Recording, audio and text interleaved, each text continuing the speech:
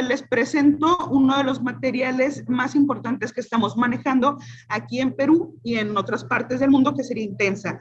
Quizá muchos de ustedes ya la conozcan. Este material tiene aproximadamente, bueno, es de porte mediano, tanto de planta como en fruto, es Formosa clasificación. Sus grados Brix van de 10 a 14 en promedio. Es una fruta que también como peso aproximado tiene un promedio de 1.5 a 2.2 kilogramos. Y bueno, el rendimiento por hectárea puede ir de 90 a 120 toneladas en 6 meses de cosecha. Estos han sido algunos de los datos que nos han pasado. Tanto en Intensa como en Passion, que más adelante se los voy a pasar, la densidad recomendada es de 1900 plantas. Esto es básicamente porque son híbridos, son frutales y demandan su espacio, demandan su luz, su agua, su suelo, y bueno, ya no serían tratadas como antes lo hacían, que tenían una alta densidad con marcos de siembra pequeños. Aquí se recomienda de 1.5 como mínimo a 1.7 entre planta y planta metros, mientras que entre calle y calle podríamos dejar como mínimo 2.5 y como máximo podría ser 4.5. ¿De qué dependería esto? De la maquinaria que nosotros estemos de Intensa, donde se ve una excelente productividad. Podemos también ver formatos demasiado uniformes, frutos muy uniformes, elongados, y podemos ver tallos gruesos. Aquí lo que les hago una mención y una recomendación muy precisamente con la cuestión del drenaje. El drenaje o los drenes deben de ser muy buenos. Esta planta nos han reportado, o este material de Intensa nos han reportado, que puede tener una muy buena tolerancia ante saturación de suelo por lluvias excesivas, pero se maneja muchísimo mejor cuando tiene suelos bien drenados, y esto también nos ayuda a aumentar los grados Brix en la planta. Aquí podemos ver que tiene una cinta de riego, sin embargo la tiene demasiado junta o pegada a la base del tallo. Esto no es recomendable porque puede ayudar a que, bueno, pueda contribuir, mejor dicho, a tener una pudrición en el tallo. Lo recomendable sería, como en la siguiente diapositiva, aquí lo podemos ver, tener la cintilla de riego de 30 a 40 centímetros a partir de la base del tallo, para que pueda estar la cintilla en contacto con las raíces activas para absorción de nutrientes y absorción misma de agua. Y bueno, aquí mismo también podemos ver una excelente productividad en el cultivo, con frutos también demasiado estables y bueno, básicamente muy, muy, muy bonitos en su estética. Passion Red es otro de los productos o de los materiales que tenemos como semillas del Caribe. Y bueno, aquí básicamente es un material un poco más grande, de porte más grande, tanto de planta como de fruto. El fruto puede llegar a un promedio de 3.2, 3.5, incluso 4 kilos, las primeras frutas. Ya después de esto se empieza a ver una estabilización, después de algunos cortes de la fruta, donde podemos tener promedios de peso de 2.5 a 3. El marco de siembra sería el mismo prácticamente desde 1.5 a 1.7, entre planta y planta, entre calle y calle 2.5 como mínimo, y bueno, ya podría ser hasta 4.5 dependiendo de la mecanización de la operación que se tenga. En ambos materiales la proporción de sexos es 50 y 50. Este tiene un rendimiento más alto de toneladas por hectárea, que sería de un 150 a 180 en 6 meses. Sin embargo, hemos visto casos de 300 o 320 toneladas. Aquí podemos apreciar un campo de una Wicon, podemos también apreciar el tamaño de los frutos, que es más grande que Intensa, pero también frutos excelentemente uniformes. Adelante, por favor. Aquí podemos ver otra huerta también con manejo de riego, y comentaba aquí con los compañeros que nos están, que tenemos aquí de manera presencial. Básicamente esta es la diferencia que nosotros podemos observar cuando tenemos riego. Riego nada más. Y digamos ya fertirriego sería todavía otro, básicamente o primordialmente, si no es por patógenos, sería por falta de agua y estreses inducidos. Entonces, aquí podemos ver que la planta con riego y con fertilización no se ve tan afectada y la productividad puede ser muy alta. Aquí está la uniformidad de los frutos de Passion Red y la productividad también. Algunas tolerancias. Estas tolerancias serían básicamente tolerancia a antragnosis. Se tiene una muy buena tolerancia a antragnosis. Esto ha sido algo que nos ha permitido también entrar en el mercado de Perú.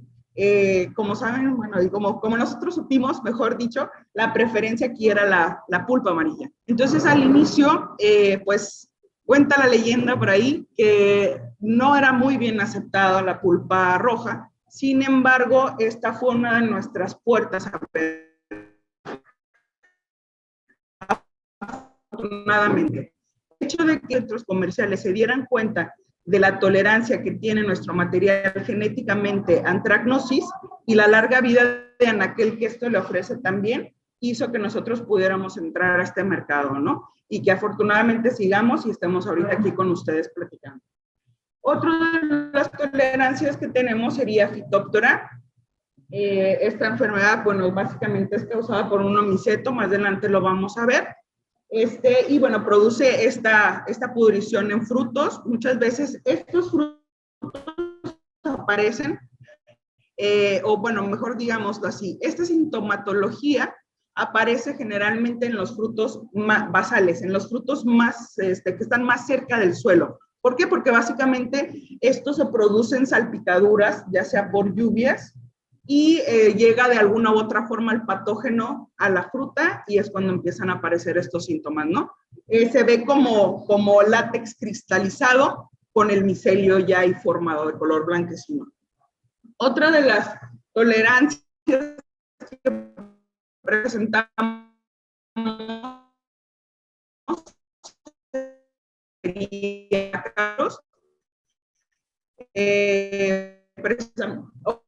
obviamente hay que tener cuidado con lo que sabemos que es lo biológico.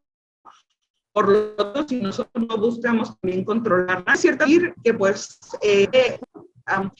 con cierto manejo por la resista. ¿Por qué? Porque las hojas no son muy grandes y aparte la planta no tiene tanta, digamos así, lo hemos visto también en intensa, para poder complementar la fertilización de esta planta. ¿Por qué?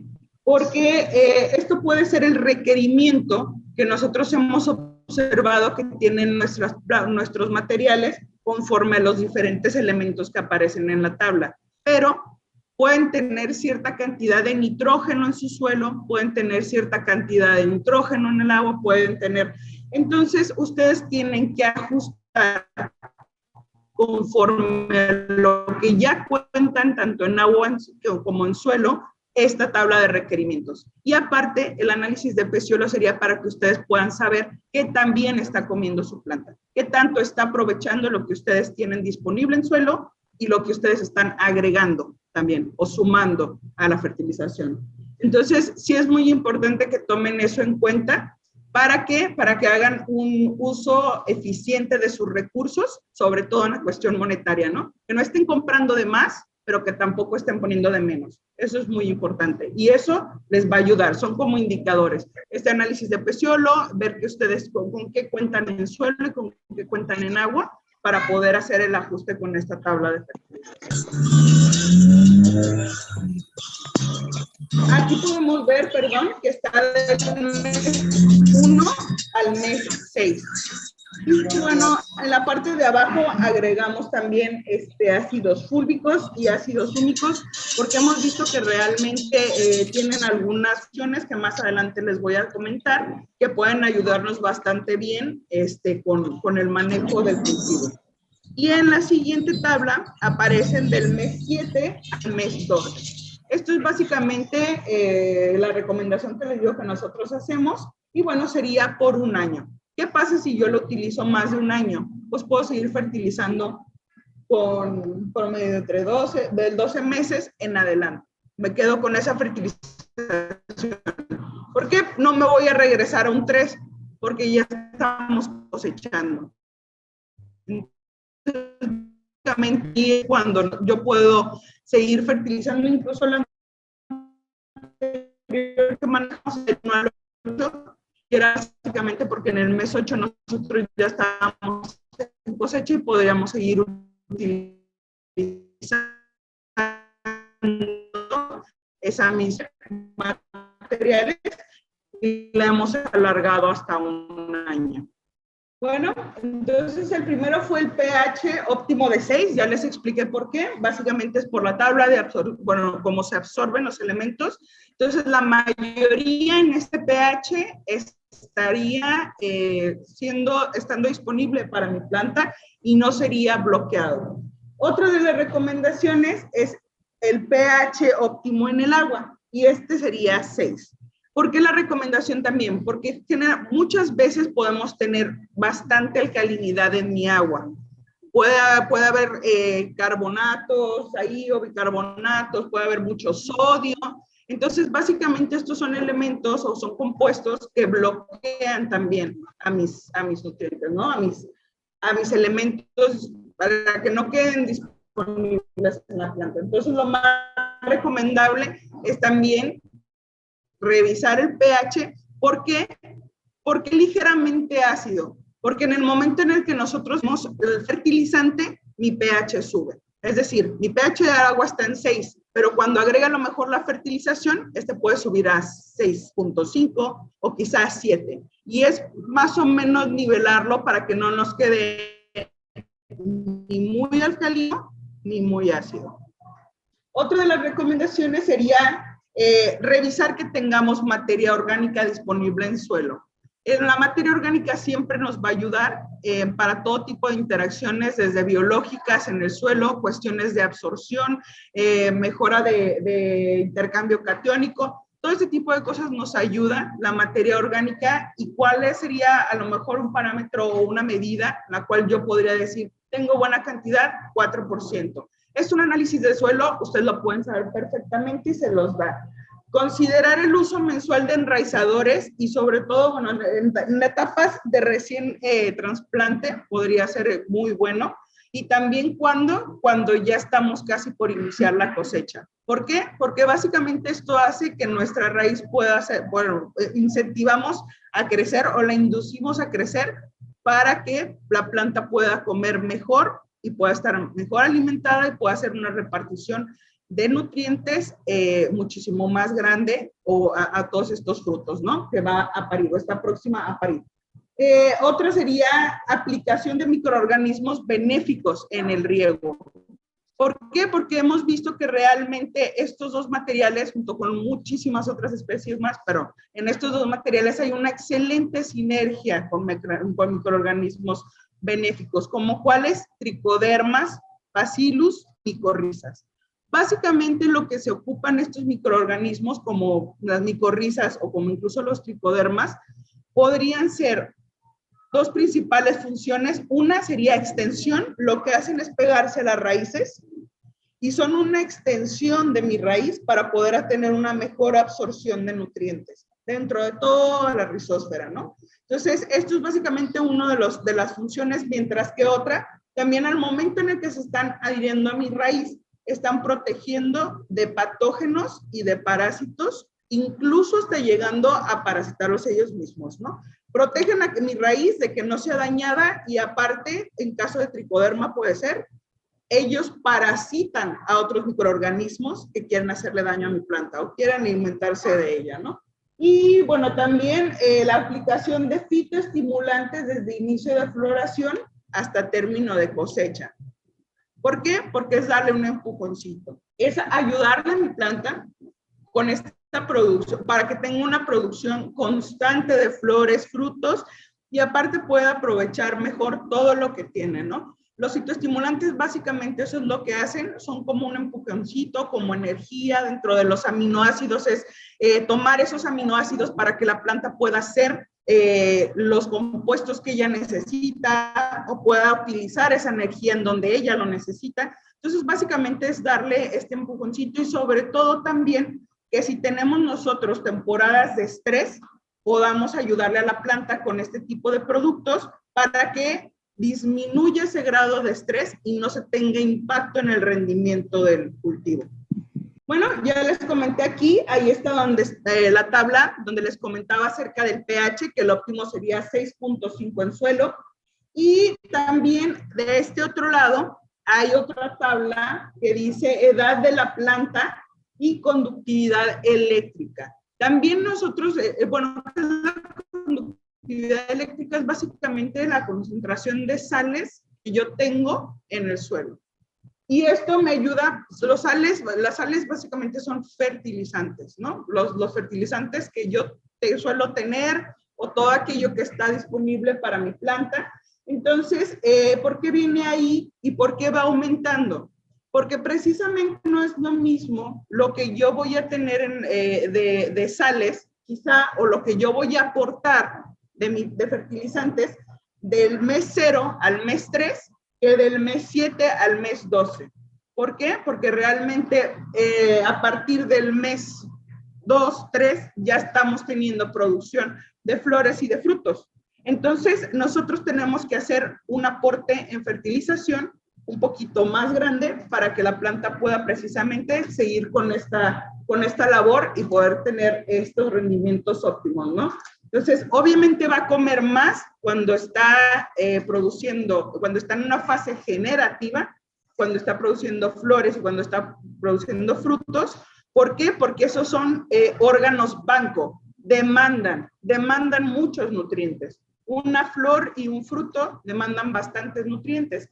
Los otros serían órganos fuente, como las hojas, que básicamente ellas nos ayudan a conseguir esos nutrientes, a lo mejor por medio de la luz, produciendo fotosintatos y estos directamente mandándolos al fruto, ¿no?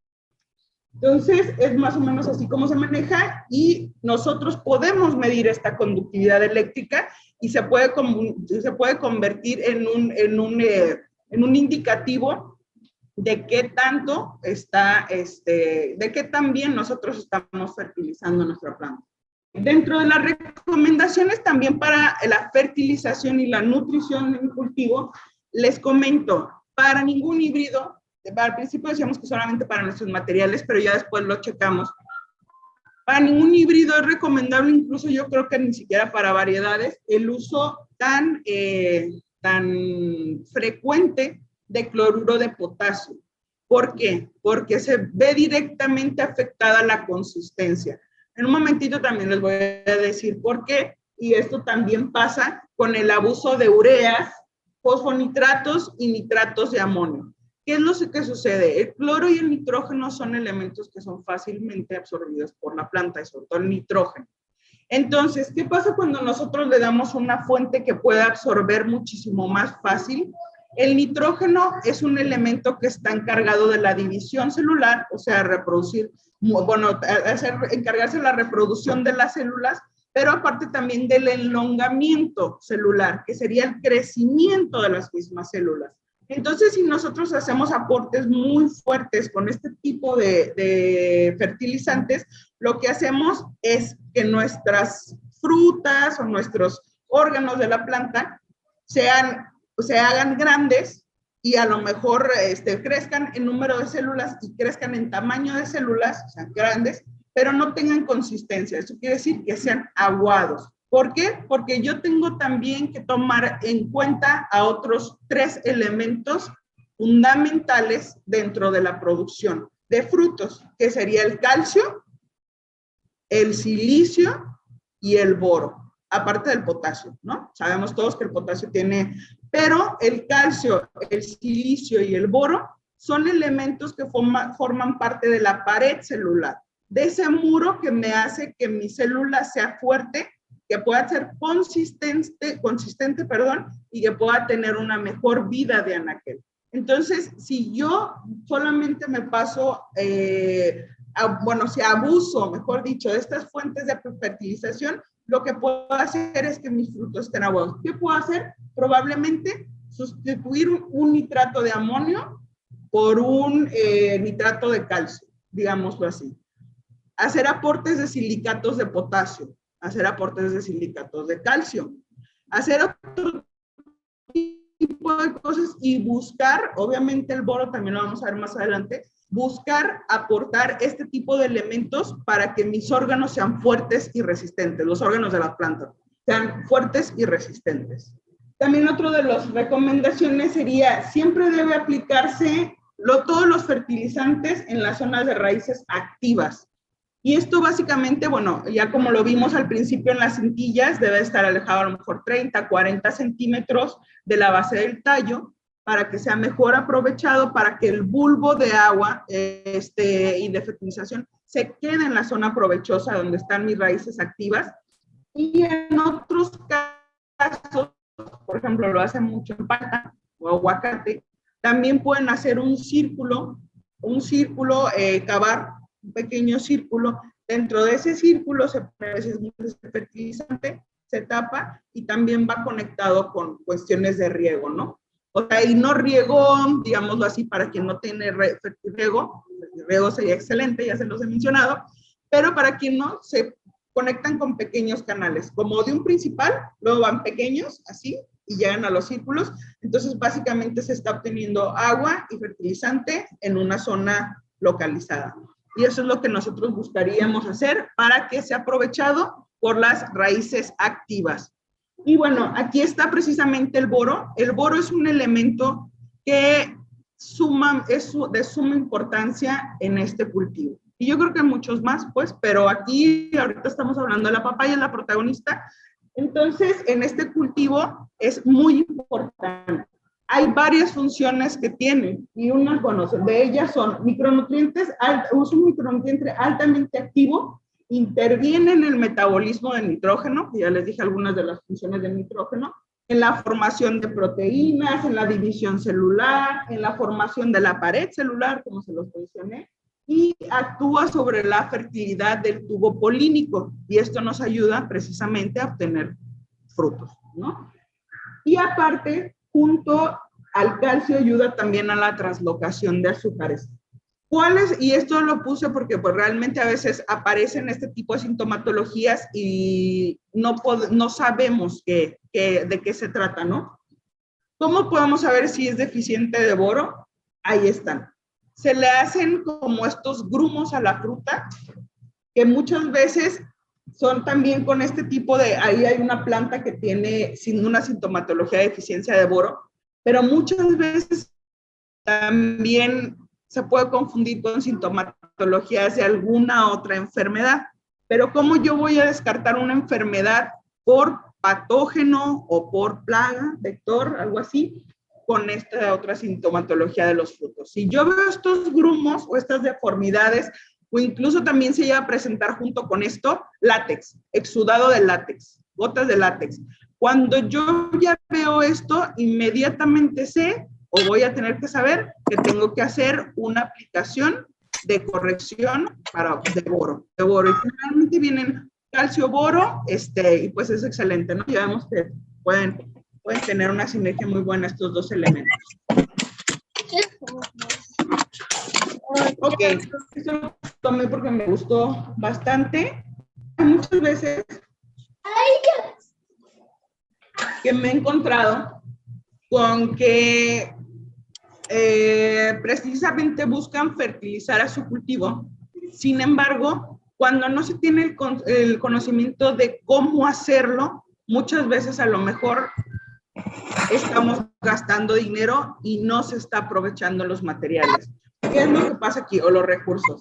¿Qué es lo que pasa aquí? Hay incompatibilidades químicas entre fertilizantes. Y esto quiere decir que si yo pongo los del tanque A junto con los del tanque B, se me van a precipitar, se me van a juntar, voy a tapar boquillas, voy a tapar cintillas, no voy a aprovechar mis elementos y voy a hacer un gasto innecesario, porque no me va a servir. ¿Qué es lo que tengo que hacer?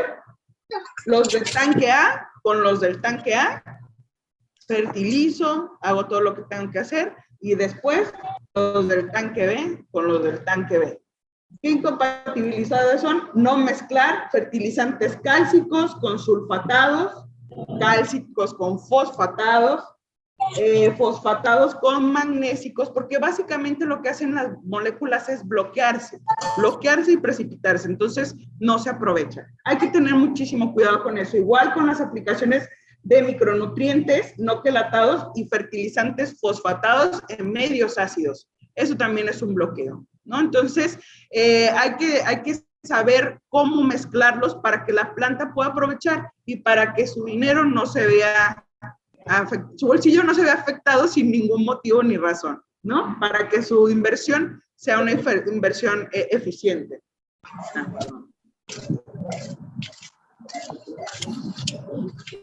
Ok, ¿qué labores también pueden ser como un extra para yo poder tener buenos rendimientos dentro de mi cultivo de papaya? Como ya les mencioné, la densidad recomendada en híbridos es de 1900 plantas por hectárea como un máximo. ¿Por qué la ponemos como labores para incrementar rendimientos? Porque les digo que muchas veces no creen que una menor densidad poblacional pueda traer mayores rendimientos. Sin embargo, en estos cultivos híbridos con alto vigor, sí lo hemos visto. Creo que les da su espacio y estos tienen más, pueden aprovechar mejor la luz, pueden aprovechar mejor el agua, pueden aprovechar mejor los nutrientes en suelo y por lo tanto tienen mejor carga y producción de floración y de frutos. Entonces, esta es una de las cosas que nosotros podemos practicar como una labor para aumentar rendimientos, ¿sí?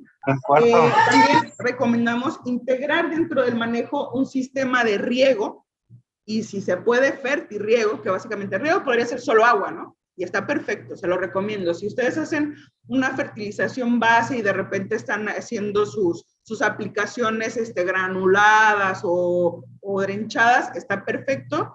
El riego se lo recomiendo mucho, sobre todo para lo que les mencioné hace un momento, para la carga continua de su cultivo. Se ve tremendamente marcado. Ahorita en un momento más lo vamos a ver. Y si pueden, el fertirriego, que sería básicamente dentro del riego con agua, poner también ahí diluidos sus fertilizantes, que eso también sería excelente y hasta cierto punto también les ahorraría esta labor de mano de obra de estar planta por planta haciendo la fertilización granulada, ¿no? Otra de las cosas sería la práctica del sexado, que en un momentito se las voy a enseñar a qué se refiere. La otra, como ya les mencioné, el uso de micorrizas, bacterias y materia orgánica o composta, los fitoestimulantes naturales, que también ya les comenté por qué razón, y también los inductores de resistencia. Ahorita más adelante también los vamos a ver. Esta es una huerta, una chacra, se dicen chacra, ¿verdad? Una chacra que fuimos y visitamos precisamente en estos días aquí y que el productor nos mencionó que había decidido poner riego. Y esta es la diferencia en comparación de la siguiente, que no tiene riego. Ahí podemos ver cómo va desde abajo hasta arriba y el banco de fruta es continuo y la floración va excelente, va excelente. Mientras que en una producción vía o de forma temporal, solamente con las lluvias, podemos ver entre que ya cosecharon una parte y otra parte aborta por la falta de agua, podemos ver cómo esto afecta directamente en la producción y en estos bancos de fruta que nosotros podemos aprovechar, ¿no? Y no solamente es el número de las frutas, ni el peso de las frutas, sino la calidad del fruto. O sea, todo eso se ve favorecido cuando nosotros tenemos esta práctica de fertirriego o riego. Ok, también me pidieron que hablara un poquito de la mancha fisiológica o PECA también, PECA fisiológica. Básicamente, bueno, conforme a algunos estudios que se han estado haciendo por diferentes universidades, básicamente lo ven como un trastorno fisiológico que se ve más frecuente cuando existen estos factores, que sería déficit en el potencial hídrico del suelo. Esto quiere decir suelo seco, sin agua, sin solución para que pueda, ahí tanto la raíz absorber agua como el agua ser un medio por el cual la planta también puede absorber los nutrientes. Entonces, es suelos secos, diferenciales de temperatura de 11 grados centígrados o más entre la temperatura máxima o mínima. También esto le afecta a la planta, la somete en un estrés que básicamente podría ser como un estrés osmótico, digámoslo así, en el cual precisamente las pecas se hacen por un exudado de látex denso, que lo que hacen es romper la cutícula, se rompen las células y se ve afectada la cutícula, ¿no? Las células de la cutícula se ven afectadas y aparecen estas costras o pecas. Y bueno, también otra de las cosas que se observa es baja humedad relativa en el ambiente. Entonces, estos son algunos de los factores que han visto que contribuyen en este trastorno fisiológico para que sea frecuente y para que podamos nosotros verlo en campo. ¿Cómo podemos ayudarle a nuestra planta? Precisamente no teniendo tiempos muy largos de sequía en el suelo, ayudándole un poquito con eso. En los diferenciales de temperatura sí es complicado porque nosotros no podemos controlar esa situación, pero ¿qué sí podemos hacer? Precisamente hacer aplicaciones de fitoestimulantes, cuestiones como fitohormonas naturales, que serían algo a lo mejor marinas, que contienen algunas fitohormonas de origen natural u orgánico, y también aminoácidos, sobre todo la cisteína que contiene azufre, que este es un aminoácido que se utilizan muchas fórmulas para heladas, digámoslo así, ¿no? Entonces, estos aminoácidos y estos fitoestimulantes nos pueden ayudar a que el estrés en la planta se vea disminuido y quizá no tenga estos sobreexaltos por las temperaturas. Bueno, bajo humedad relativa en el ambiente, pues también básicamente ahí no se puede hacer mucho, pero con el riego podríamos ayudar precisamente, ¿no? Aquí está más o menos como una representación de la interacción entre la raíz y los elementos más importantes para ella, que serían el suelo, el aire y el agua. Aquí nosotros podemos observar que dice ahí arriba, punto de marchitamiento. ¿Por qué se da esto? Porque en esta interacción no está jugando alguien, y es el agua. El agua, como la pueden observar, ahí son estas cuestiones como rojitas, no está tocando casi a la raíz. Es muy poco, es muy poco. ¿Qué hay más? Aire y suelo. Entonces, básicamente la planta falta de agua empieza con un punto de marchitamiento. Este punto de marchitamiento puede hacer que mueran las raíces, que las raíces al momento de que se estresen puedan secretar compuestos que ayudan con la maduración y podría decir, la senescencia de la planta, el mismo marchitamiento. Y bueno, realmente ahí lo que puede pasar es que también se ve afectada la productividad del fruto, ¿no? La productividad en cuestión de flores y de frutos, precisamente por esta situación. Aquí es otro tipo de interacción donde ahora no está jugando el aire, el oxígeno.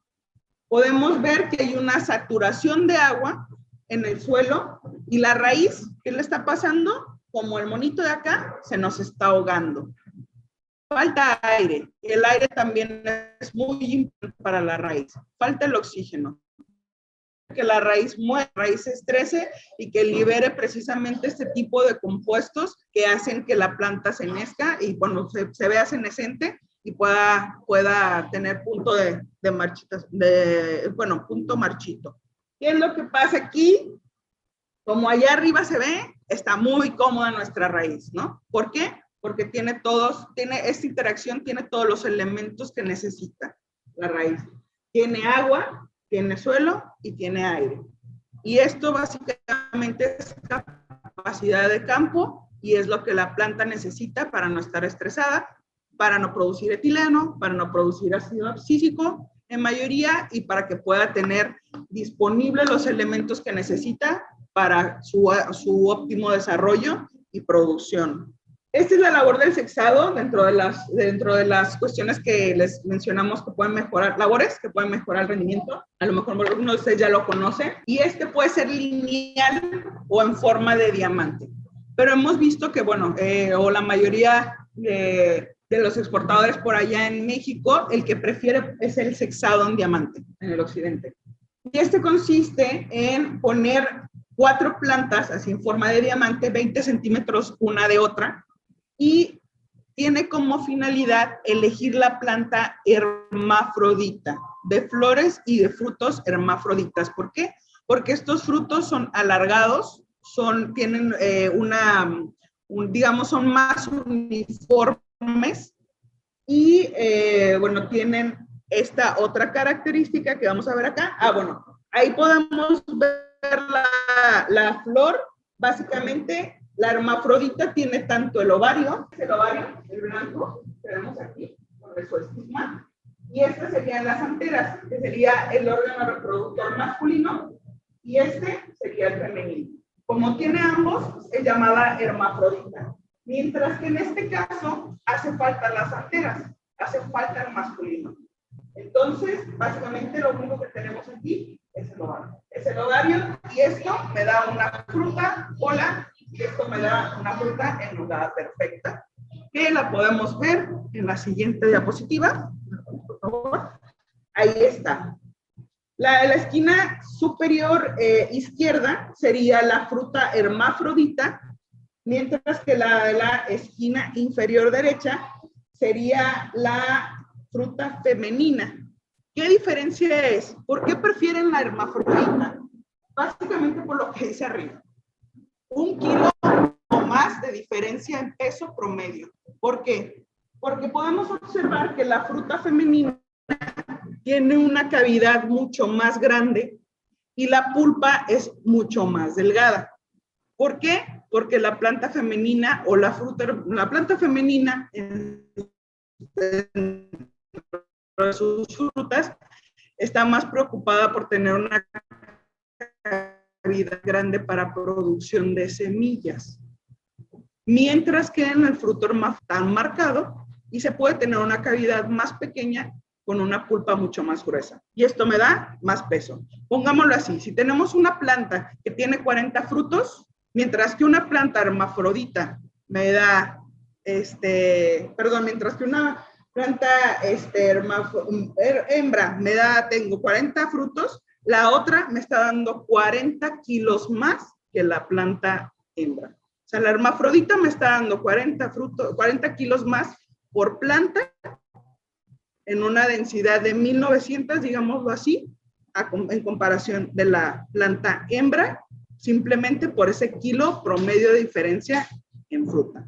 Ok, otras de las recomendaciones, como les puse ahí, sería el uso de la biotecnología agrícola, que básicamente serían los microorganismos como los hongos, que ya les mencioné, tricoderma, micorrizas, las bacterias, bacillus, pseudomonas, azospirillum, y entre los fitoestimulantes serían las algas. Aquí yo sí les voy a comentar, bueno, las algas nos pueden ayudar con el estrés, con la inducción foliar, inducción floral, con el cuaje de frutos, pero yo sí les voy a hacer una recomendación. Hay diferencias dentro de productos que son fitoestimulantes naturales u orgánicos, como el uso de algas en estas fitohormonas de origen natural. Los reguladores de crecimiento no son malos, pero hay que saber usarlos. Son muy buenos cuando los sabes usar. Pero también, como son de origen artificial, pueden ser más agresivos en la forma en la que la planta los asimila. Por lo tanto, puede tener problemas a lo mejor si no los sabes utilizar o si los utilizas en exceso, digámoslo así, puedes tener fitotoxicidad dentro de plantas, deformación, muchas otras cosas, ¿no? Entonces, es bueno si lo sabes utilizar. Mientras que los fitoestimulantes de origen natural, tú puedes estarlos aplicando y no vas a tener ninguno de estos problemas. Entonces sí hay que tener cuidado porque muchas veces, oye, fitohormonas, y de repente te pueden meter un producto ahí que es un regulador de crecimiento y puede ser más drástico, y si tú lo estás aplicando puede verse este tipo de situaciones. También dentro de las sustancias, dentro de las recomendaciones están las sustancias húmicas, que dentro de las sustancias húmicas están los ácidos húmicos precisamente y los ácidos fúlvicos. En grandes rasgos hay diferencias entre uno y otro, pero los dos me sirven demasiado. ¿Qué podría ser como lo más llamativo de uno y de otro? Los ácidos húmicos me pueden ayudar más con las características físicas del suelo. Eso quiere decir, me pueden ayudar a hacer un suelo compacto más poroso para que precisamente la interacción entre aire, suelo, agua y raíz sea mucho mejor. También esto de que sea poroso y pueda entrar mayor oxígeno me puede ayudar a tener una fauna microbiana muchísimo más estable dentro de mi rizósfera en la planta. Entonces, es con los ácidos húmicos mayormente, también me ayudan con la interacción química, claro está, con intercambio catónico, pero también me ayudan más en esta parte de las características físicas del suelo, mientras que los ácidos fúlvicos me ayudan más en las características químicas del suelo, en todo lo que tenga que ver con bloqueos, por salinidades, y me mejora también el intercambio catiónico, que es básicamente también la disponibilidad de elementos que yo tengo, de nutrientes que yo tengo en el suelo. Entonces, esto también es muy recomendable integrarlo dentro del manejo. Los fosfitos también es muy es muy recomendable integrarlos dentro del manejo. ¿Por qué? Porque son inductores de resistencia. Los fosfitos ya últimamente han estado como fosfitos de potasio, fosfitos, creo que también aparece como el aluminio, por ahí está. Y estos básicamente tienen muchos usos, entre ellos, como les digo, está el inductor de resistencia, que básicamente nos ayuda a tolerar el estrés biótico, que es producido por plagas, enfermedades, o abiótico, que puede ser por temperatura, sequía, saturación o exceso de lluvias, todo ese tipo de cosas. También nos sirve como un aporte de fósforo, y el fósforo es, como sabemos, es uno de los elementos más importantes, el NPK, nitrógeno, fósforo y potasio, dentro de la fertilización de la planta, la alimentación, y también nos ayuda como un cromicida. Los cromicidas es otro, digamos así, es otro reino, y a ese reino pertenece Phytophthora y Pythium. Ojo aquí, y lo voy a explicar un poquito más adelante. A Phytophthora y a Pythium, que Pythium es el que causa el damping off, muchas veces lo tratan como un hongo, y no es un hongo, es un cromista.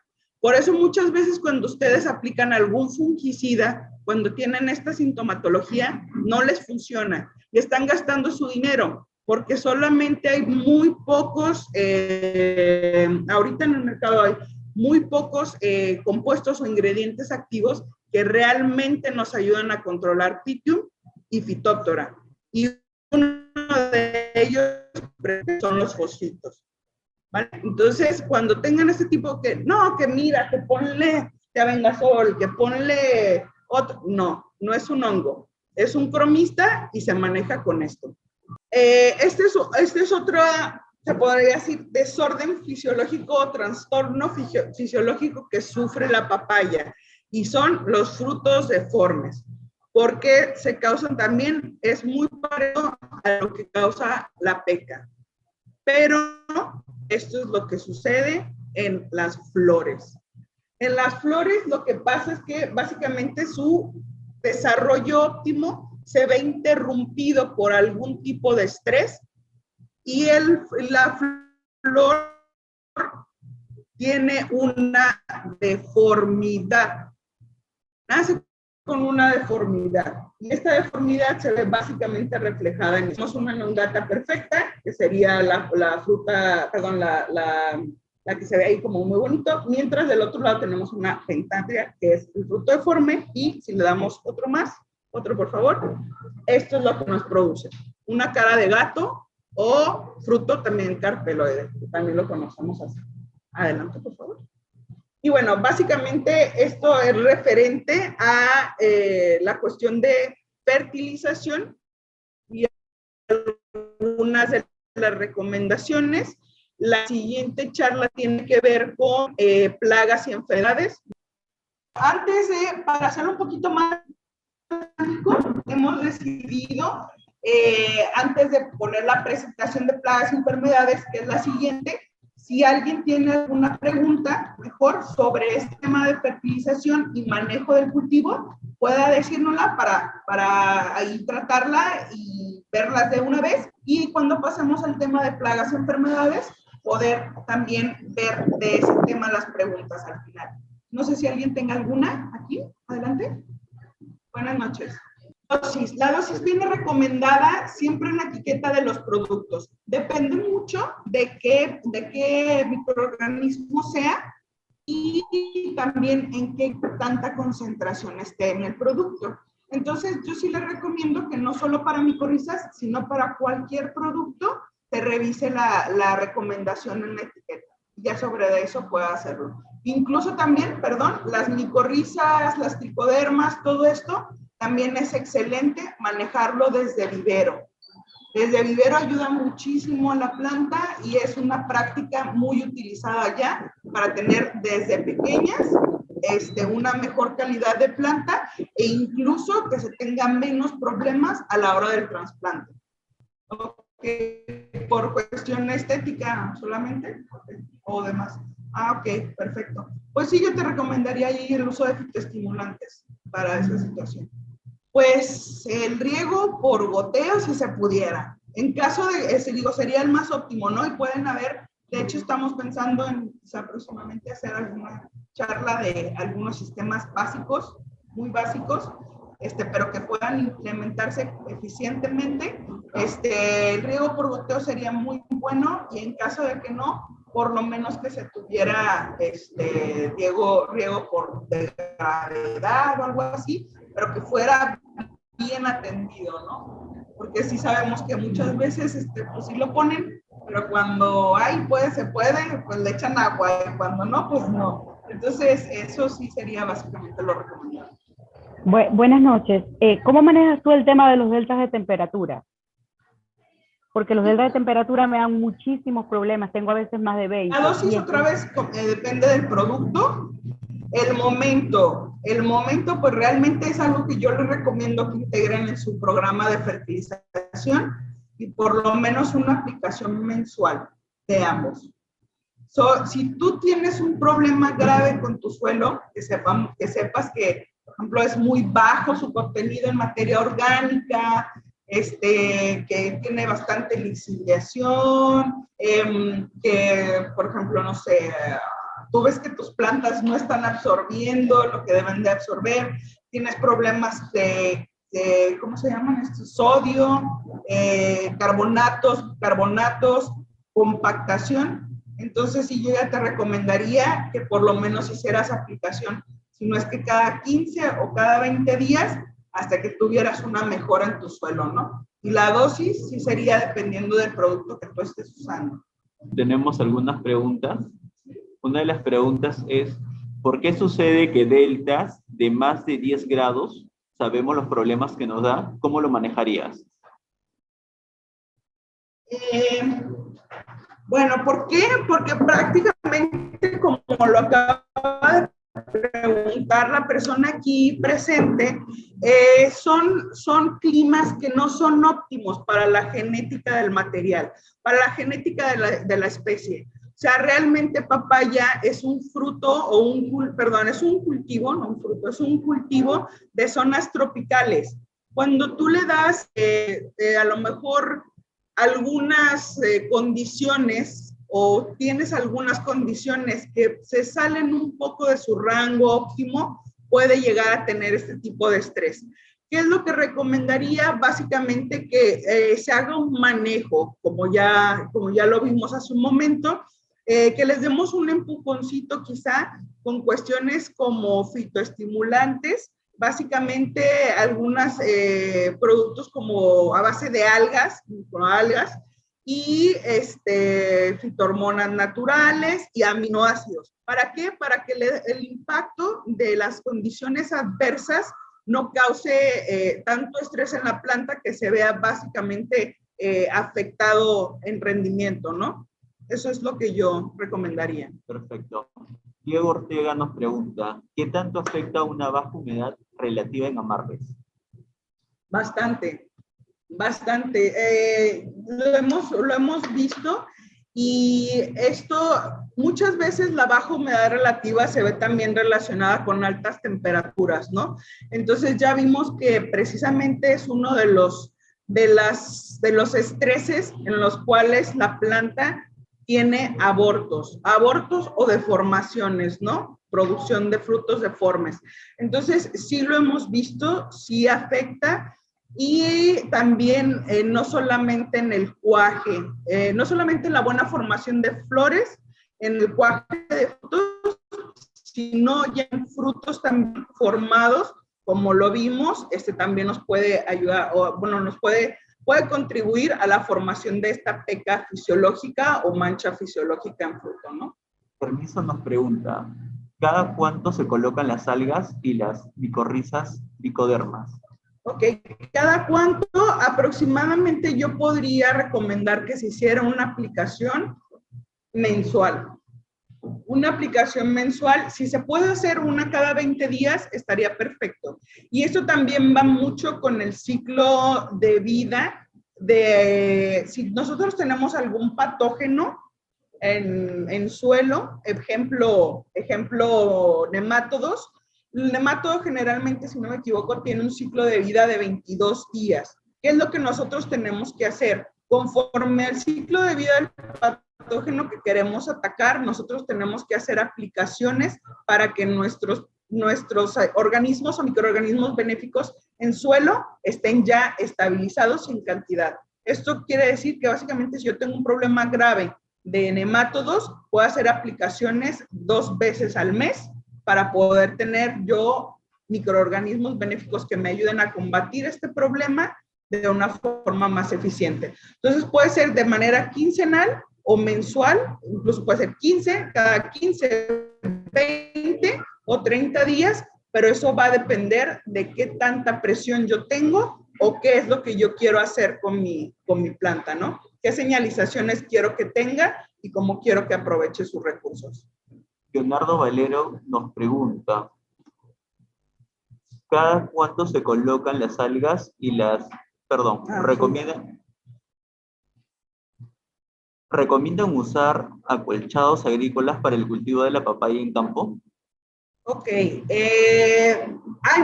hubo muchos productores que lo utilizaron y básicamente, bueno, es una buena pregunta porque tiene ahí algunos otros datos interesantes. El acolchado lo utilizaron o lo siguen utilizando algunos productores que tienen problemas con la retención de humedad en suelo. Entonces, el acolchado les permite un poquito tener más retención de agua en el suelo, aparte que han habido algunos estudios sobre esto. Y bueno, el acolchado, como se veía en la imagen, que era un acolchado color plateado, este acolchado tiene una cierta refracción de luz que se vio que era aprovechada por la planta. O sea, la planta podía aprovechar la luz solar directa, pero también la indirecta por medio de la refracción del acolchado. Y eso se vio, eso tuvo un efecto en la productividad, tanto en flores como en la amarre de frutos, ¿no? Entonces, y es básicamente por eso, al ser aprovechada eso, bueno, se convierte en fotosintatos que van directamente a la parte generativa, ¿no? A los órganos banco. Se tuvo eso y aparte hubo un efecto con plagas, sobre todo ácaros. Esto del este calor que podía generarse, y tanto les fue digamos así, incómodo a los ácaros y se vieron afectados por parte de la refracción y el microclima que se generaba por el acolchado. Permiso nos pregunta, ¿el boro se coloca cada 30 días? Generalmente se puede, es que depende mucho, pero por ejemplo, como les pasé en la tabla de fertilización, si tú estás haciendo manejo, si tú estás haciendo manejo por riego por cintilla, puedes tú acomodarlo a manera mensual, ¿no? Simplemente cuidando las unidades que se les debe de aportar de boro al mes. Entonces, se puede hacer de diferentes formas, se puede hacer ya sea granulado, ahí tiene que ver mucho qué tipo de fertilizante estás usando, si son normales o si son de liberación lenta, si son líquidos que son de absorción rápida. Pero básicamente lo que se debe de cuidar es darle el aporte en unidades mensual que necesita de cada elemento. La última pregunta nos pregunta Ronald Carrera. ¿La estación lunar influye en la siembra? ¿La qué, perdón? ¿La estación lunar influye en la siembra? Híjole, esa es una pregunta que, la verdad, he escuchado que sí. En la práctica, de manera sincera, yo no lo he experimentado. Yo creo que hay productores que nos podrían mencionar que sí, pero realmente yo en la práctica yo no he experimentado esta influencia. Se sabe que sí se tiene cierta circulación de la savia dependiendo de las fases lunares, incluso de otras cosas, y esto yo sé que viene como en apartados de biodinámica, entonces yo le podría recomendar a esta persona que si está interesado, revise literatura de biodinámica donde puedan aparecer esto del movimiento de la savia por las fases lunares, y quizá ahí lo pueda ver, pero yo de manera práctica la verdad que no lo he utilizado. Composta de champiñón y el hierro, perro de leche, melaza, también los sulfatos, que es nitrógeno, el bocachi, todo eso. fósforo, potasio, ulecita, que es el boro, el cobre, el zinc, manganeso, magnesio. Sí, yo sí te lo recomendaría, pero es muy importante que tú estés monitoreando lo que mencioné.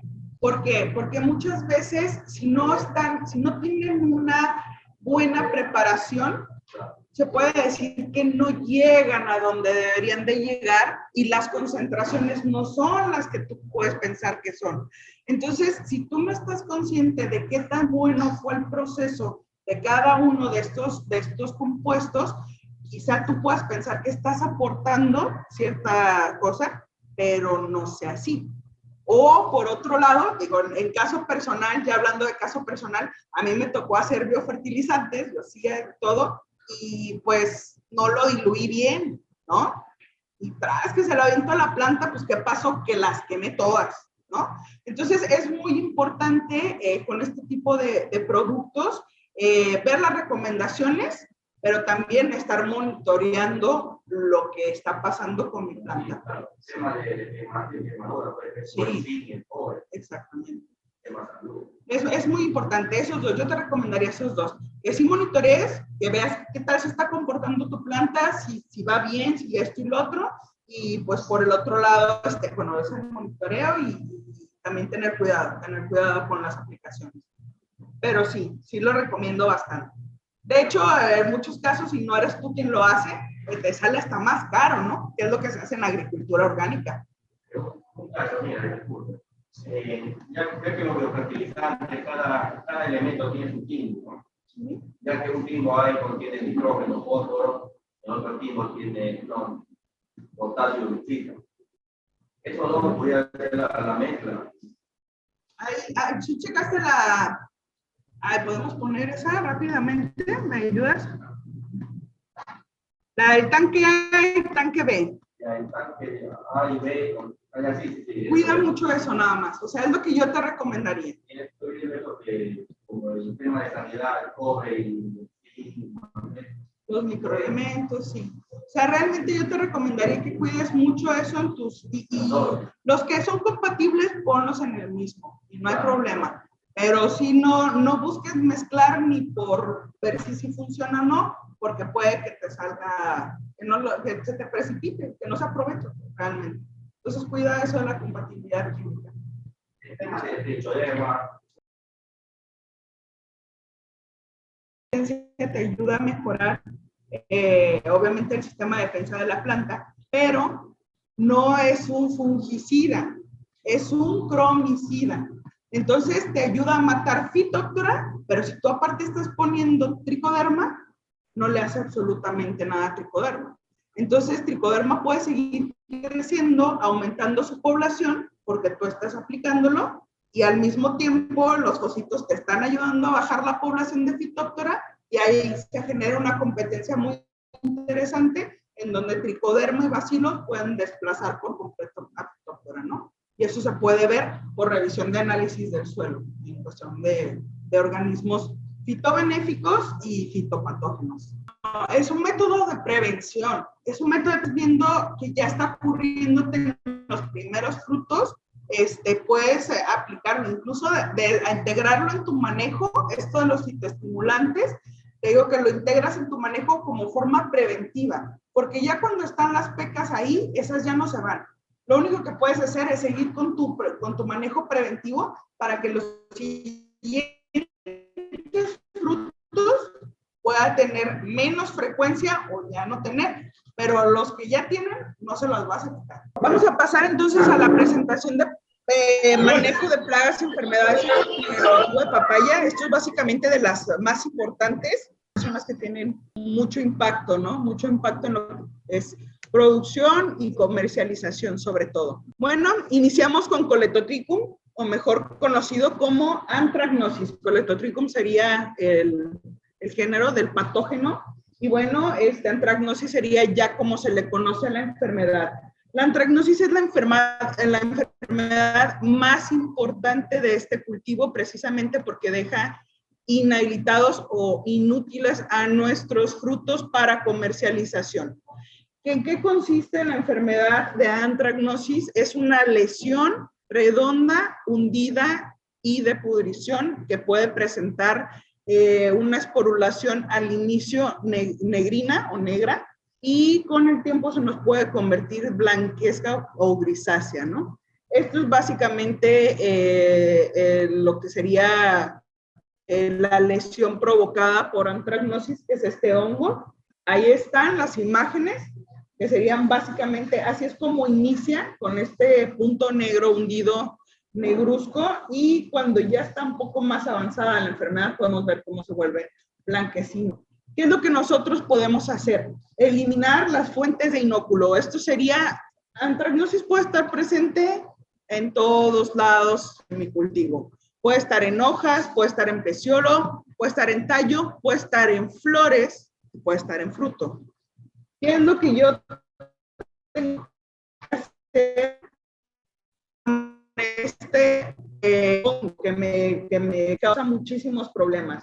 Muchas veces nosotros decimos, ay, es que voy a aplicar diferentes tipos de fungicidas cuando yo ya tengo frutos, porque son los que se enferman. Pero les voy a decir una cosa, la infección puede ser desde flor, pero yo no me voy a dar cuenta y no se va a manifestar Coletotrichum. ¿Por qué? Porque se manifiesta ya cuando está grande la fruta, precisamente porque hay producción de azúcares. Y esos azúcares es de las que se alimenta el hongo, y es entonces cuando puede esporular y cuando nosotros ya vemos esto. ¿Qué es lo que yo tengo que hacer? Empezar a hacer mi programa de aplicación, ya sea preventivo, desde fases tempranas de floración, o desde inicios, incluso desde antes, para yo poder evitar que haya una presión muy fuerte del patógeno, que hay muchas esporas presentes en mi huerta. Yo hacer aplicaciones de antes de floración, incluso inicios de floración, como más tardío. ¿Por qué? Porque de esta manera voy a ayudar a que sea muchísimo más difícil que las esporas puedan llegar a infectar mis flores y así hacerse presentes en mis frutos. Bueno, también el manejo de agua es muy importante, el manejo de agua de riego o incluso la saturación de agua de lluvias también es muy importante. ¿Por qué? Porque juega un papel en la humedad relativa del ambiente, y los hongos les encanta la humedad relativa alta y con temperaturas de templadas a cálidas. Ese es su medio óptimo de crecimiento y de desarrollo. Entonces, ¿nosotros qué hacemos si no tenemos buen dreno? Si dejamos charcos ahí, lo que estamos haciendo es aumentar la humedad relativa que pudiera haber en el ambiente y hacerle más propicio el entorno a Coletotrichum y a otros hongos para estar siempre ahí. ¿Cómo puedo hacer bueno, ahí dice ahí aplicación de minerales como silicatos, calcios. ¿Qué es lo que yo he visto? Como hace un momento se los decía, y ahorita dentro de esta presentación también lo van a ver mucho, los silicatos de calcio, sobre todo en etapas vegetativas, nos ayudan a que todos los órganos de nuestra planta sean más fuertes. Y cuando son más fuertes son menos vulnerables al ataque de bacterias y al ataque de hongos y son menos atractivos para plagas, perdón, como un ácaro, como una chicharrita. ¿Por qué? Porque son duros. Es como si a nosotros nos dieran a comer un bolillo o un pan que ya está seco y viejo, ¿no? No nos va a gustar. Es lo mismo para ellos.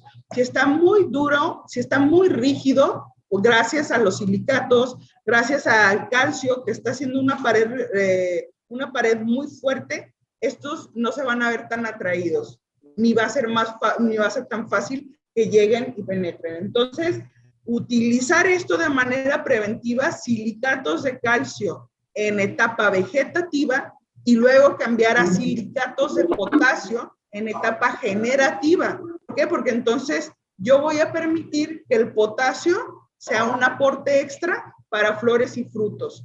Y no dejo de estar aportando silicio. Y bueno, dentro del manejo preventivo también de esto podemos aplicar fungicidas de contacto como los cobres. Ojo con esto, siempre, para todo tipo de aplicaciones. Para todo tipo de aplicaciones. Las aplicaciones, lo mejor que puedes tú hacer es hacerlo en las horas más frescas del día. Yo sé que a lo mejor operativamente es difícil, pero más adelante también les voy a explicar por qué existe la volatilización.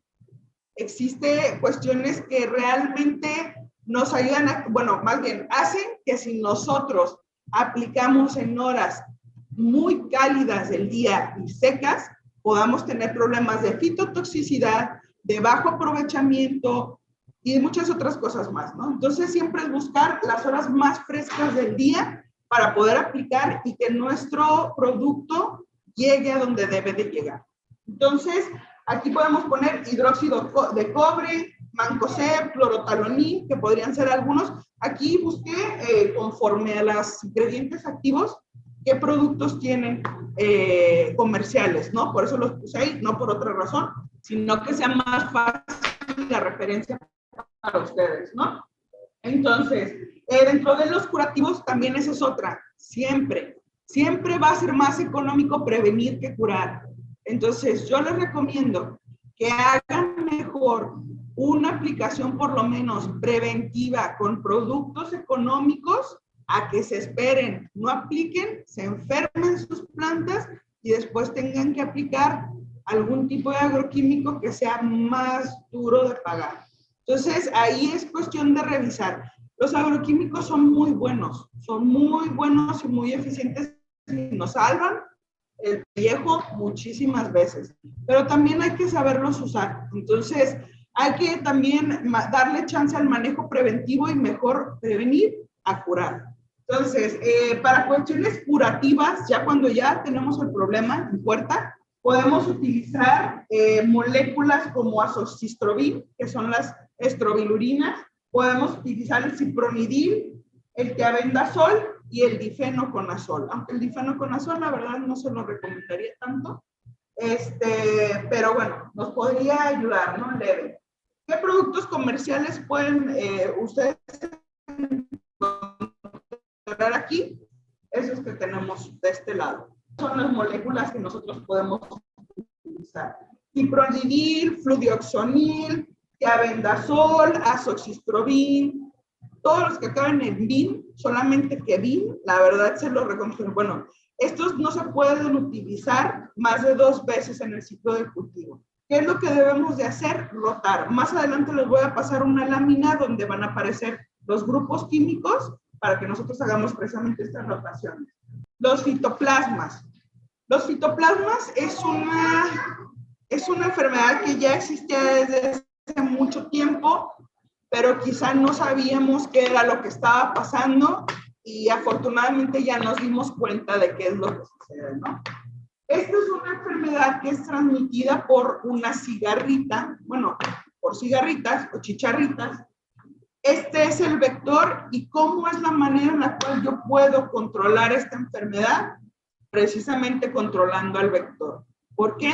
Porque desgraciadamente se los informo, no tiene cura. Es como los virus. Una vez que nosotros ya tenemos fitoplasma en una planta, es muy difícil erradicarlo. Y sobre todo porque no se tiene habilitado y no se puede utilizar antibióticos en el cultivo. Y este tipo de patógenos necesitan antibióticos para poder ser controlados y no son permitidos en la agricultura aquí en Perú. Entonces hay que tener muchísimo cuidado en Perú y en muchas otras partes del mundo, ¿verdad? Pero bueno. Entonces, en esta parte, bueno, los síntomas que nosotros podemos ver es amarillamiento o enrojecimiento general de las hojas, arrepollamiento del cogollo, también podemos ver pérdida de la dominancia apical, muerte descendente. Eso quiere decir que el cogollo desde arriba, desde la parte apical hacia abajo, a morir la planta. Y esto es porque ocasiona el patógeno, se mete, se pone como en las venas de la planta, que serán los conductos vasculares, y no permite que la savia pueda llegar a los diferentes lugares que la planta necesita, y la planta muere, digámoslo así, por desnutrición. Entonces, eso es una parte que hace este patógeno, que es transmitido precisamente por esta cigarra. Voy a dar para adelante. ¿Cómo puedo yo contribuir o qué prácticas puedo tener para disminuir la incidencia? Tengo que eliminar malezas que puedan favorecer el desarrollo precisamente de... Ojo con esto, no quiero decir que me dejen su huerta sin nada más que con papayas. Eso no es lo mejor. ¿Por qué? Porque de por sí las plagas, digámoslo así, y esto lo pensamos hace mucho, pero quizá haya cambiado por nuestra culpa, a las plagas, porque no es muy atractiva, ¿no? Pero ¿qué fue lo que pasó? Se acostumbraron, era lo único que les dejábamos, entonces era lo único que comían y ahora ya se acostumbraron. Entonces, ¿qué es lo que nosotros podemos hacer? Un manejo integrado, más adelante se los voy a decir, pero donde no tengamos un monocultivo, sino también tengamos otras plantas que nos ayuden a generar mucha más fauna, que nos ayude incluso a controlar nuestras plagas. Sí podemos eliminar malezas, pero malezas, más adelante se los voy a decir que a lo mejor tengan algún tipo, que sean hospederas de virus, pero muchos lo que hacen con esto es dejar pasto, pero no más alto de 30 centímetros. No más alto de 30 centímetros. Y esto permite que se pueda tener humedad relativa en el ambiente, que haya ahí cierta incidencia de a lo mejor otros insectos benéficos, y que no solamente tengamos papaya, ¿vale? Bueno, también tenemos que utilizar, obviamente, insecticidas para control del vector. Aquí están algunos de los insecticidas que pueden utilizar. Ojo, aquí se los estoy poniendo en 3 diferentes escalas. Bueno, primero está el Regin, después está Confido, Rescate y Llanero, y abajo está el Engeo. ¿Por qué? Porque cada una de estas líneas pertenece a un grupo químico diferente. Yo no puedo hacer una aplicación de Confidor, que es imidacloprid, y luego hacer una aplicación de acetamiprid. ¿Por qué? Porque pertenecen al mismo grupo químico. Acetamiprid y pertenecen al mismo grupo químico. Y con esto yo estoy haciendo resistente a mi plaga. Entonces, ¿qué es lo que yo debo de hacer? Pues aplico, a lo mejor aplico un rescate y después a lo mejor aplico un engeo. Y de esta manera yo estoy rotando grupos químicos para hacer más eficiente el control de mi plaga. Y que no... Híjole, y las puse juntas porque es muy parecida realmente. Decir qué es una y qué es otra. Pero la situación también aquí es que esto es una bacteria grande y que también es muy difícil de erradicar. Entonces, la recomendación tanto con fitoplasmas como con virus y como con rickettsia es eliminación o erradicación temprana de la planta. Básicamente esa es la número 1. junto con control del vector. En cuanto yo empiezo a ver que tengo muchas chicharritas y que ya me apareció una planta, la corto y empiezo a hacer mi manejo con insecticidas, ¿vale? Porque no tienen cura. Entonces, esta también que me puede ayudar. Como esta es una bacteria, también el uso de cobres me puede beneficiar, ¿vale? Podemos utilizar a lo mejor sulfatos de cobre pentahidratados, los fosfitos de cobre también me ayudan, o el fosfetilaluminio incluso también me puede ayudar, ¿no? Y, bueno, dirigidos al cogollo de la planta y, como dice ahí, erradicación temprana de plantas jóvenes. Adelante, por favor. El virus de la mancha anular. Este también es muy, muy importante. Ustedes ya lo saben porque también inhabilita a las plantas, perdón, a las frutas para comercial. ¿Le puedes dar un poquito adelante, por favor? Aquí podemos apreciar, y no se ven tan bien, pero bueno, les van a compartir el material. Aquí se pueden ver algunos de los síntomas que aparecen. A lo mejor con una fitotoxicidad por insecticida, ¿no? O por herbicida.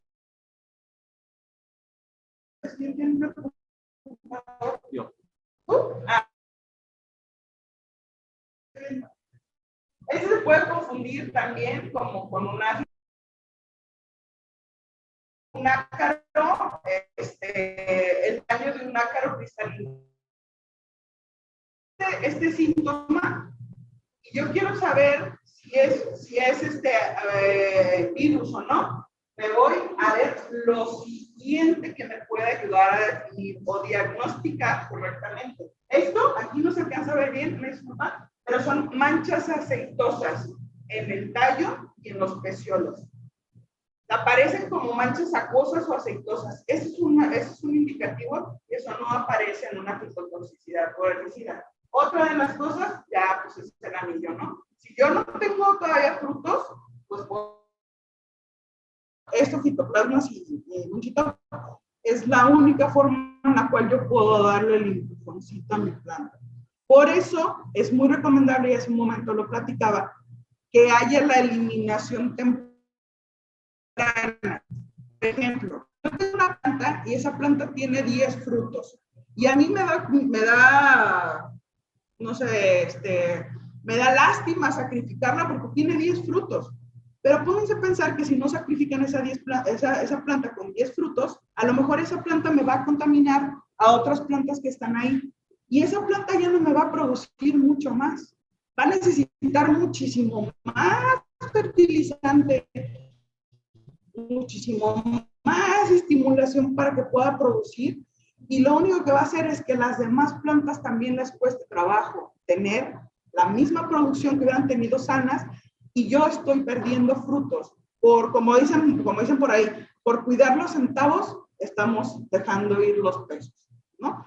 Entonces, a veces ahí es cuando debemos de hacer eliminaciones. Generalmente, esto se recomienda desde trasplante hasta quinto mes. Si ya quinto mes tú ves que tienes demasiada incidencia, pues bueno, ni modo, ¿no? O sea, pues ya si decides tú, si sigues con tu cultivo, o incluso hay veces que tienen tercer mes, ya está el 70% y mejor las quitan. Eso es mediarlo mucho y por eso es mejor controlarlo y erradicarlo. En cuanto aparece, la quitas. Ojo, este virus tiene transmisión mecánica. Eso quiere decir que si yo estoy cortando con el mismo machete en un deshoje y yo corto una planta virosa y luego me voy a la otra, la puedo infectar, simplemente en la parte del deshoje, ¿no? Entonces, es cuidar ese tipo de cosas. Hace un momento estaban diciendo, ¿cómo podemos prevenir eso?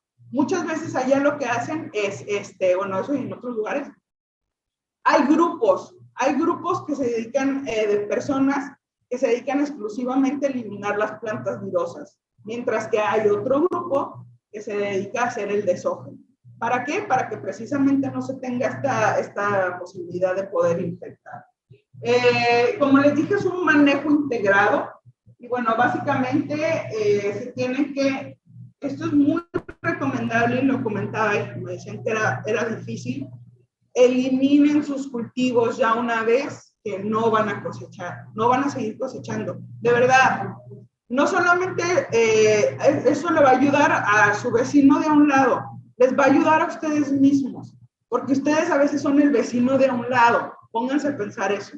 Si ustedes, todos ustedes están metidos en el negocio de la papaya, si a todos ustedes les gusta este cultivo y les da dinero, pónganse a pensar que si ustedes no tienen este tipo de práctica de eliminar su huerta, lo único que están haciendo es que en cada una de las zonas están aumentando la presión para la incidencia de esta enfermedad.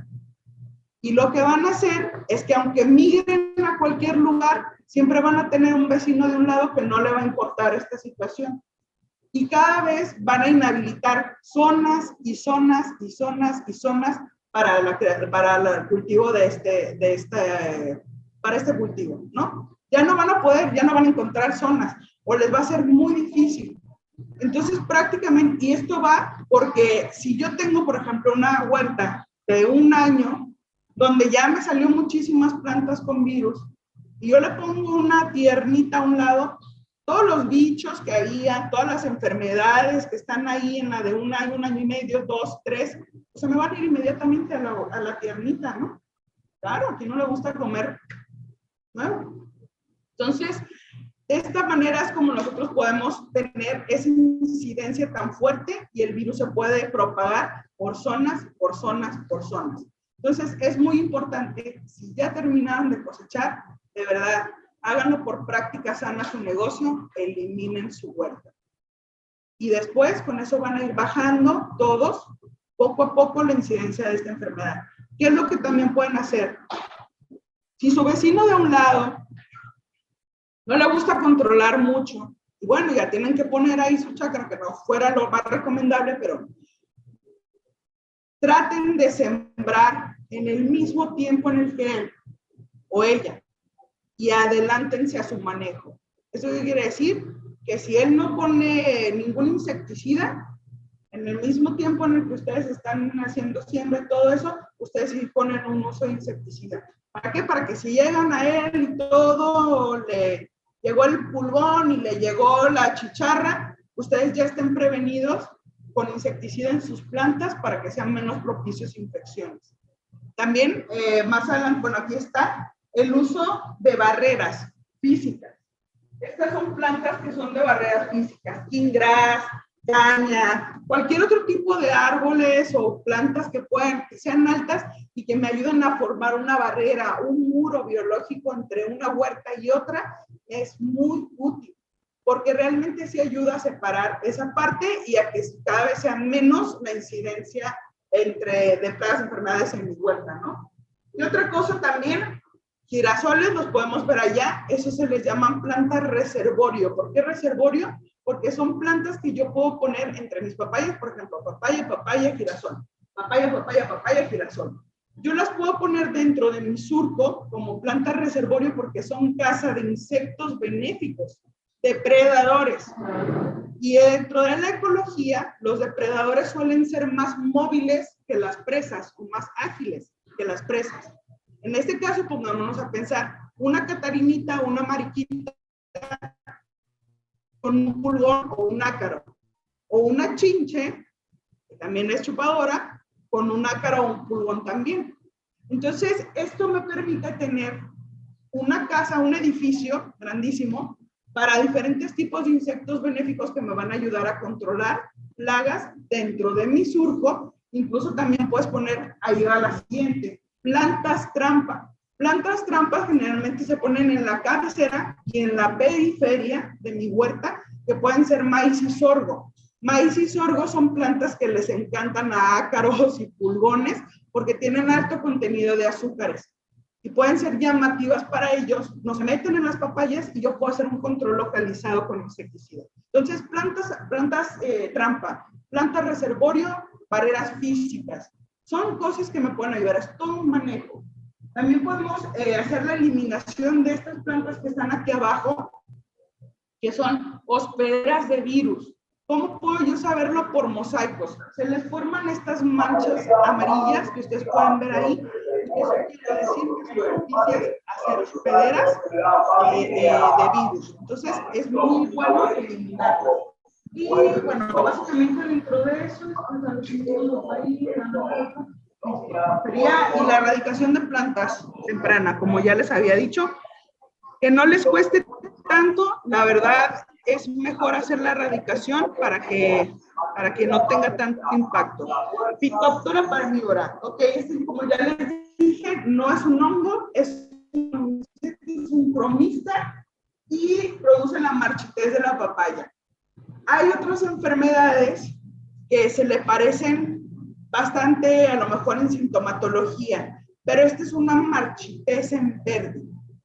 Yo la puedo ver, la planta pierde turgencia, ¿sí? Se le caen los peciolos, las hojas, pero sigue verde. ¿Pero qué está pasando? Mi raíz y mi tallo se está pudriendo.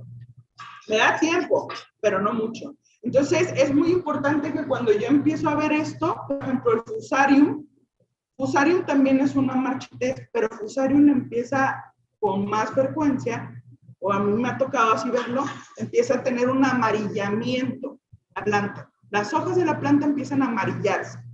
Esto es una diferencia entre uno y otro, ¿no? Y ahí Fusarium, pues si es un hongo, si lo tenemos que tratar diferente, entonces hay que tratar de descifrar. ¿Qué les diría yo? Bueno, yo en mi práctica he utilizado tiabendazol para el manejo de Fusarium.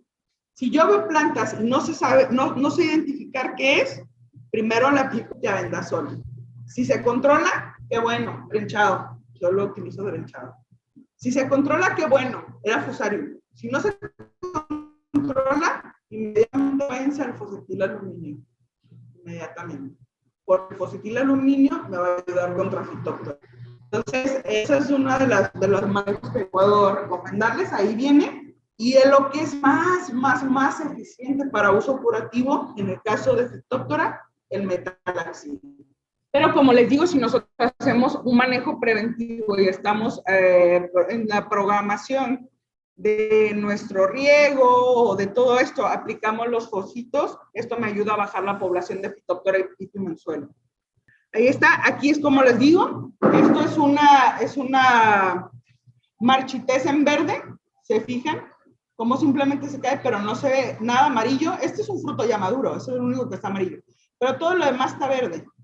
Y así se ve así de esta manera. Este es lo que se ve en el fruto, que ya lo habíamos visto, y esto es lo que está pasando, que no podemos ver porque está en la raíz. Pudrición de raíces. Y bueno, este es otro de los, bueno, ya entramos a las plagas de más importancia, aparte de la cigarrita y el pulgón. El pulgón es el que transmite el virus de la mancha anular. Los ácaros, híjole, también son importantísimos. ¿Por qué? Por su ciclo de vida. Su ciclo de vida es demasiado corto. Nosotros creo que en el último cuadro que yo vi, en 9 días ya pueden haber una generación completa, ¿no? Entonces, ¿qué pasa? Si nosotros no prevenimos primero, y después, ya que lo tenemos, no controlamos, esta plaga puede acabar rápidamente con nuestro cultivo. Se lo puede comer. Y me ha tocado ver cómo ácaros acaban con huertas de papaya. Entonces, ¿qué es lo que debemos hacer? Si nosotros no tenemos problema, yo les hago una recomendación. Más adelante va a venir una tabla. Bueno, ya ahí se los comento. Pero hay productos de bajo costo que pueden hacer estas aplicaciones preventivas.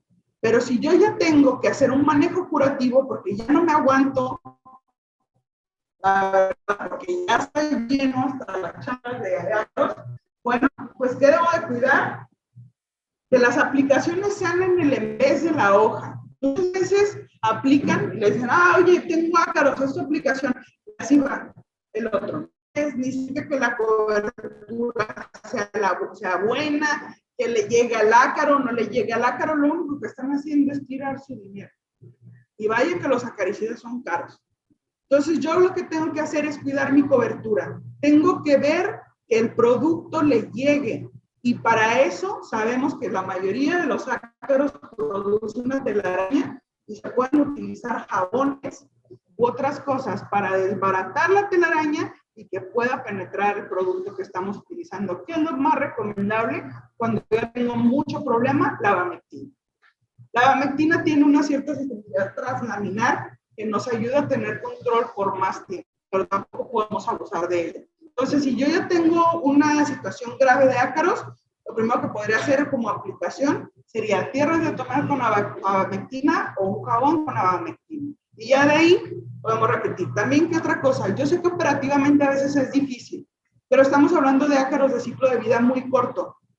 Si tú tienes un problema grave y quieres controlarlo, por lo menos yo te recomendaría que a la semana tú hicieras 2 aplicaciones. Operativamente puede ser muy difícil, pero si quieres salvar tu cultivo, si ya tienes un problema grande, es lo que tienes que hacer. Bueno, seguimos. Mire, de hecho aquí vienen algunos de los productos comerciales, dentro de los recomendados que yo he utilizado. También el uso de caldos sulfocálcicos vienen dentro de los baratos preventivos que les digo. Suavizantes de tela. En México utilizamos un suavizante de tela para precisamente combatir la telaraña.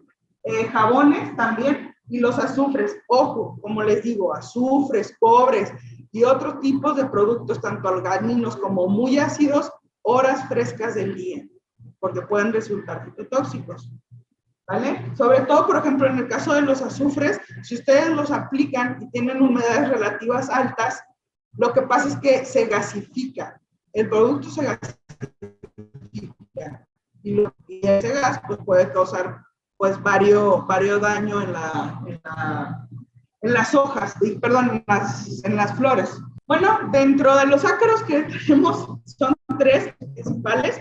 Sería el ácaro rojo, o la arañita roja, que es el Tranicus javarinus. Sería también el ácaro de 2 manchas, que sería el Tranicus urtice. Y el último que sería el ácaro blanco o cristalino, que en muchos lados lo conocen, bueno, pero yo lo traigo como Eutetranicus lewisi, ¿no? Hay otros que creo que atacan al plátano, pero el de la papaya que nosotros hemos ubicado es Eutetranicus lewisi. ¿Qué pasa con Eutetranicus lewisi? El ácaro cristalino puede causar precisamente la sintomatología que les dije, que se puede parecer a virus.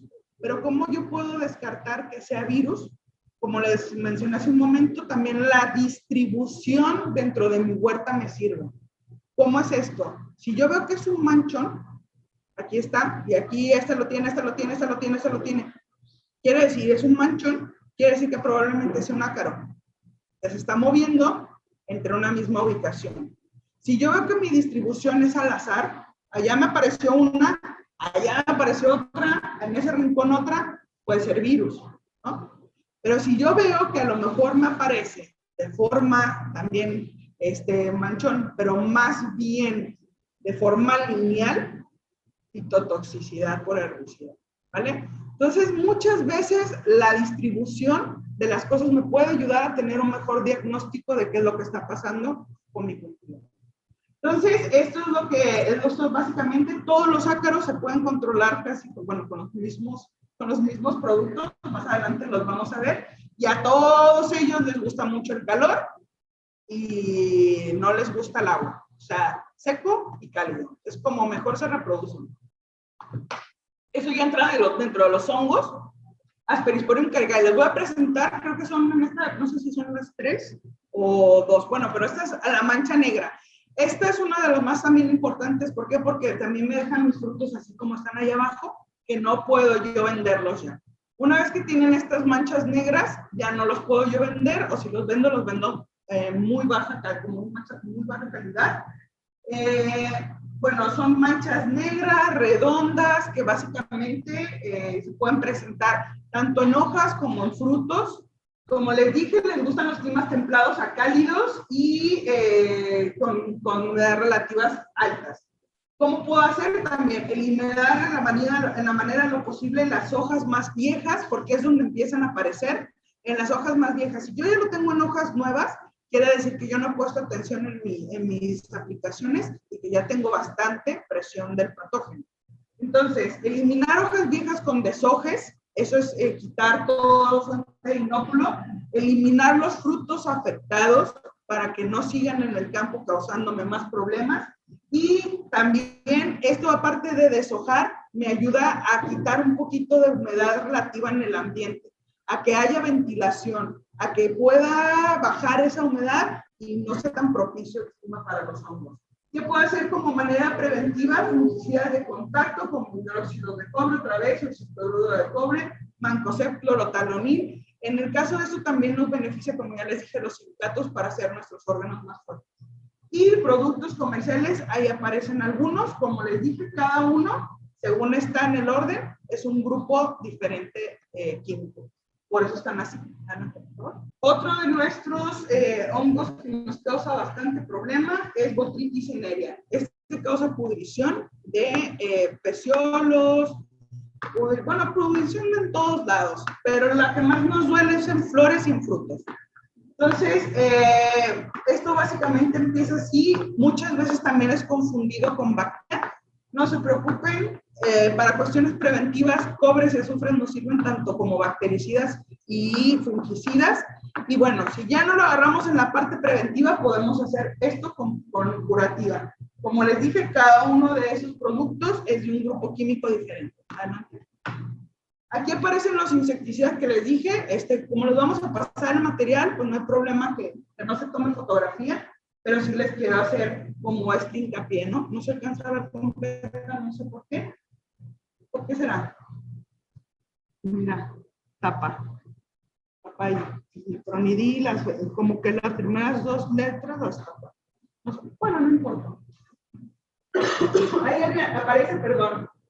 El primero es fipronil, creo. Fipronil, acetamipril, imidacloprid, diametoxam, diafox, betametina. Todos estos son los diferentes productos insecticidas que encontré que se habían utilizado y que se siguen utilizando en papaya. ¿De qué va a depender que yo lo use o no lo use? Primera, si lo tengo disponible en mi mercado nacional. Y segunda, si no tengo ninguna restricción comercial conforme a mi mercado, conforme a mi comprador. Si yo no tengo ninguna de esas dos, lo que tengo que ir inmediatamente a ver es hacer mi rotación conforme al grupo químico para que me pueda servir de una mejor manera, ver qué tipo de actividad tiene, porque eso va a influir en control. Por ejemplo, si nada más es de contacto, si no lo toca, no le va a hacer nada, ¿eh? Si es sistémico, no hay sistemicidad tan grande de que se vaya de arriba abajo, de abajo arriba. No, generalmente es localizada, translaminar. Entonces, también debes de cuidar cobertura en esa parte. Lo que sigue es estadio. Si yo tengo puros huevecillos, pues no le voy a aventar un adulticida, ¿no? Entonces, eso también te puede ayudar a ver qué es lo que está pasando y qué es lo que quieres controlar. Y por último, esto hagámoslo por nosotros mismos, porque nosotros somos quien se come esas frutas y esas verduras. Respetemos el intervalo de seguridad que se tiene a cosecha, ¿vale? Porque eso es importante y no cuidar ha llegado desde hace poco, pero yo creo que esto más bien lo tenemos que hacer por conciencia. Si nosotros estamos comiendo esas frutas, no nos las vamos a querer comer con tantos químicos ahí adentro. No se las vamos a querer dar a nuestros hijos con tantos químicos adentro. Entonces, ¿eso qué me ayuda? A que yo respete el intervalo de seguridad de la cosecha que se tiene. Así yo me aseguro que ese químico ya se fue de mi fruta y yo la puedo entregar al consumidor sin ningún remordimiento de conciencia. ¿La siguiente, por favor? Esta es una parte de acaricidas, igual, en el grupo químico, actividad. Aquí, por ejemplo, viene hasta abajo jabones. Generalmente vienen primero los agroquímicos, pero en la parte de abajo también vienen las opciones que son más económicas, digámoslo así, incluso orgánicas. Y aquí vienen los fungicidas también. Lo mismo, aquí vienen hasta biológicos, como el tricoderma precisamente, y como bacillus, que nos ayudan. También viene el tipo de actividad y el grupo químico. Y bueno, básicamente estos son tanto los acaricidas, insecticidas y fungicidas que se pueden utilizar en el cultivo, como ya les dije. Adelante, por favor. ¿Qué es lo que debo de considerar? El ciclo biológico, tanto del patógeno como de la plaga. No crear una resistencia genética haciendo esta rotación. Hacer el manejo integrado, como ya les dije, con barreras físicas, en plantas trampa, plantas reservorio. Agregar los silicatos, los nitratos de calcio, revisar la compatibilidad de origen. Esto, bueno, básicamente es, si yo puedo poner a lo mejor, como lo que les mencioné, de poner fosfitos y aparte tricoderma, esto es una compatibilidad de origen. Ambos me van a ayudar, uno, de manera biológica, el tricoderma me va a ayudar a que si se reproduce, va a ser un lado Phytophthora. Mientras al mismo tiempo es compatible con los fosfitos que van a llegar a atacar Phytophthora. Entonces, ese tipo de interacciones que me ayudan, yo las debo de considerar. Y bueno, los inductores de resistencia, como ya se los dije, que serían los fosfitos y el ácido salicílico. El ácido salicílico de manera reciente ha estado saliendo al mercado, aunque ya se sabe desde hace mucho, pero lo produce la planta. Lo produce la planta, pero si yo se lo doy, me puede ayudar bastante con la baja en enfermedades, principalmente en hojas, foliares, y de otras más, pero las foliares se ve un cambio radical. Entonces el ácido salicílico también es otra de las recomendaciones. Adelante, por favor. También el ácido ensolar es metil. Ese es otro de los inductores de resistencia que también son recomendados. Y bueno, pues básicamente es todo. Ahorita vamos a pasar a preguntas. Estos son los sobres de semillas del Caribe. Están A y B, que básicamente son nuestros distribuidores aquí en Perú. Son marcas Life Seed, la de nosotros es Semillas del Caribe. Así vienen los sobrecitos. Y pues bueno, la verdad, muchísimas gracias tanto a los que se encuentran acompañándonos de manera virtual como a ustedes que están aquí de manera presencial. Espero que la información que les di pues les sea útil y pues un placer haber estado aquí con ustedes. Muchísimas gracias.